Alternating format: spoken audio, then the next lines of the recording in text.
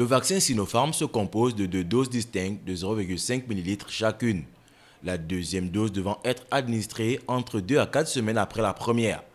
Indiqué aux personnes âgées de plus de 3 ans et particulièrement au personnel de santé et aux personnes en contact étroit avec le virus, il est strictement interdit aux personnes allergiques à l'hydroxyde d'aluminium, à l'hydrogénophosphate disodique, le chlorure de sodium, le phosphate monosodique. L'efficacité du vaccin était de 85,9% contre les formes graves de la maladie aux États-Unis, de 81,7% en Afrique du Sud et 87,6% au Brésil, où les variants sont largement répandus.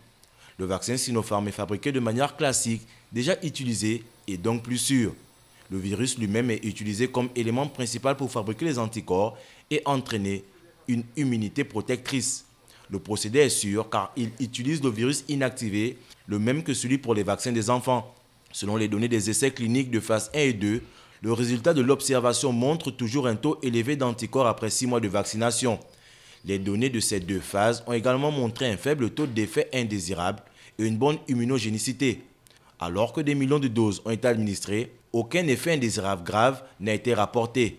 En outre, contrairement aux vaccins dont les doses doivent être stockées à des températures très basses, le vaccin de Sinopharm est plus facile à manipuler car les doses peuvent être conservées à des températures normales de réfrigérateur. Le stockage et le transport peuvent également se faire dans un environnement entre 2 et 8 degrés Celsius sans exigence particulière. Les conditions de stockage et de transport du vaccin dans la chaîne de froid sont conformes aux conditions nationales de la plupart des pays, ce qui réduit considérablement les coûts. Aussi, selon son concepteur, la vaccination doit être reportée si les personnes ont de la fièvre ou pendant la phase aiguë de la maladie.